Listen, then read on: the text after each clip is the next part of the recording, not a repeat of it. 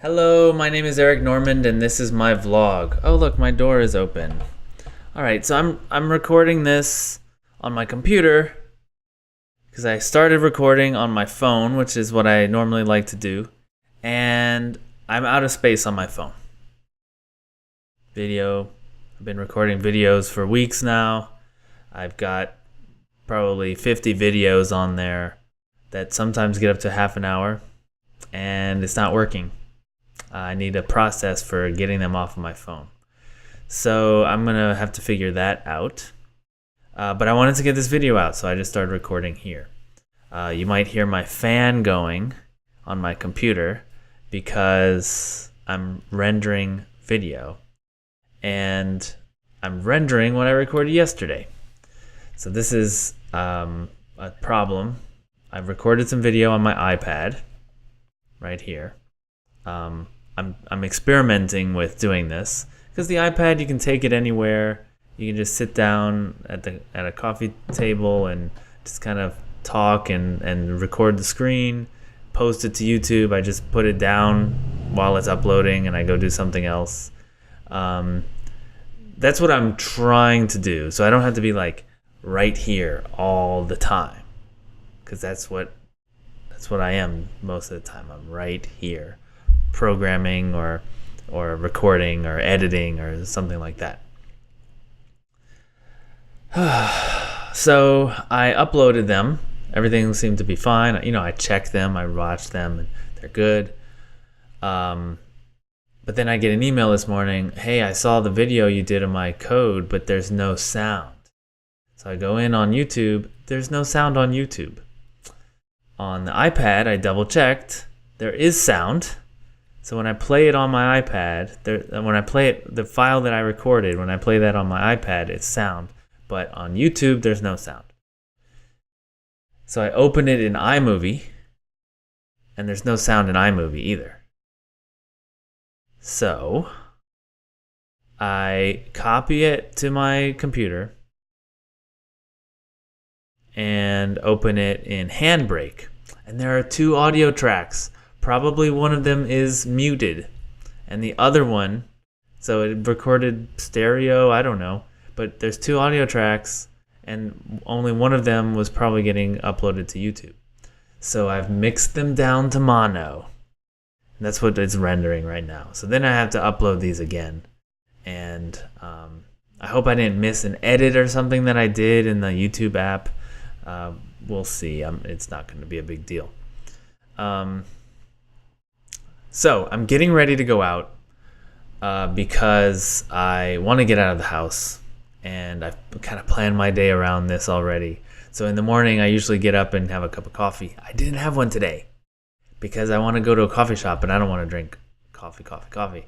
So I'm going to go walk to a coffee shop, record on the way there, and when I get there, I want to be writing. So now I just got a new kink, which I was going to take my laptop, which is sitting here, but now I can't because it's going to be uploading, and I don't want to waste the time just waiting for it. So I'm going to try again to write on my iPad. I've had trouble writing on my iPad before where it loses data, like you type and and then you switch to another app, and when you switch back, what you typed is gone. And that it's not like, oh, you typed too fast and switched too fast. No, like I was typing for an hour, and that whole time it didn't sync. It didn't save for an hour. And there's no save button. So it's not like on the iPad, this is an IA writer. Okay, so basically IA writer lost about 5,000 words of what I wrote. A good 5,000 words. I was really working on it. I switched away from the app, back into it, all gone. It's something about the Dropbox sync, and I don't know if it's because I have this is a 16 gig iPad, and so it swapped out, but it didn't have time to save it, and it thought it was syncing to Dropbox, but it really wasn't. I had a long discussion with their support about how that's just unacceptable, and they're like, oh, we're just human. And I'm like, what you're telling me is that I can't use my iPad for writing at all. That it's not just your fault, it's the iPad's fault. That there's something wrong with the APIs between the Dropbox API that Apple is now providing is broken, and I have no problem on my laptop. Right? I use Emacs, and it'll save to the hard drive as much as I tell it to, and it'll sync to Dropbox when it gets a chance. That works. It's totally reliable. And to say, oh, it's just human, like you're just saying I shouldn't be using the iPad. Humans are not. Like, it's a bad system. I just can't use it. So I'm going to try again because I want to get out of here. I want to leave my laptop here uploading, and I want to give it another shot. Maybe there's been an update or something. So there, I'm going to try that. Before I leave, I'm going to make sure I've got everything on here so that I can edit.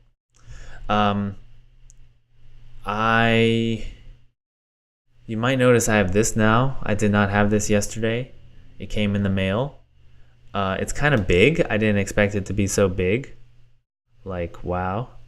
Because the microphone is much smaller. You see how big it is. But you can still see my face if I put it at an angle like this. I think it's okay. But when I was shopping for this, I realized there's a lot of new podcasting gear. Like, I want to call it low-end podcasting gear. Like, when I first started, this kind of thing would cost $30, and I think this one was $12.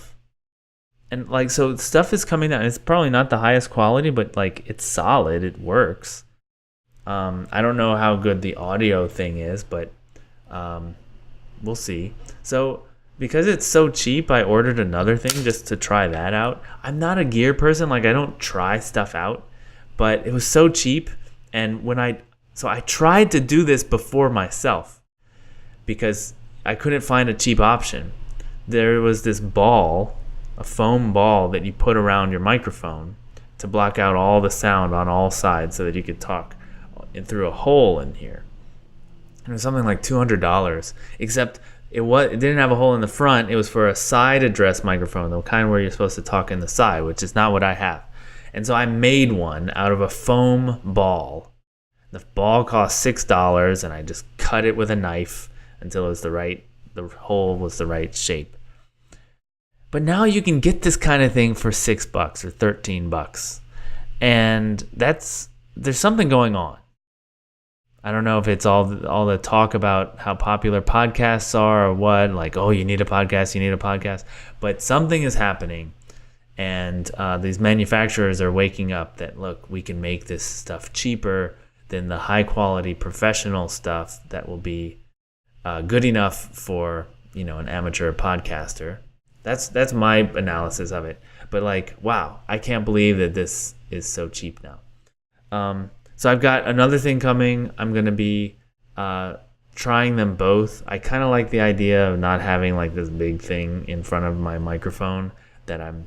it's a piece of foam that covers the microphone. So it's the same thing, same idea, which is that this kind of disrupts the air a little bit so you don't get these like jets of air coming out of your mouth right on the microphone. So we'll try that out. And this clamps on to the thing. Another thing I got, which was also cheap, is a shock mount.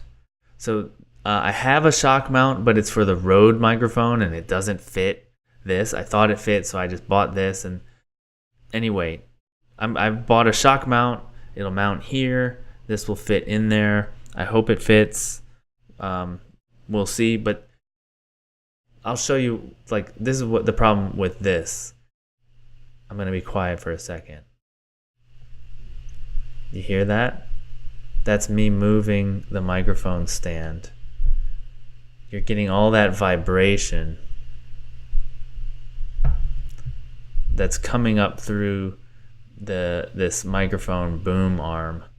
And what the shock mount does is it kind of suspends everything in elastic cords. So the shock goes, it's protected from the actual vibrations. They have to go through the elastic, and the thing kind of just is floating there in the middle. So that should protect against that, because I do tend to you see this, I tend to adjust it all the time, and that'll protect from that. Also, you could actually hear me shaking the desk. So it's not making any noise shaking the desk, but it's sending vibrations through the microphone. Okay.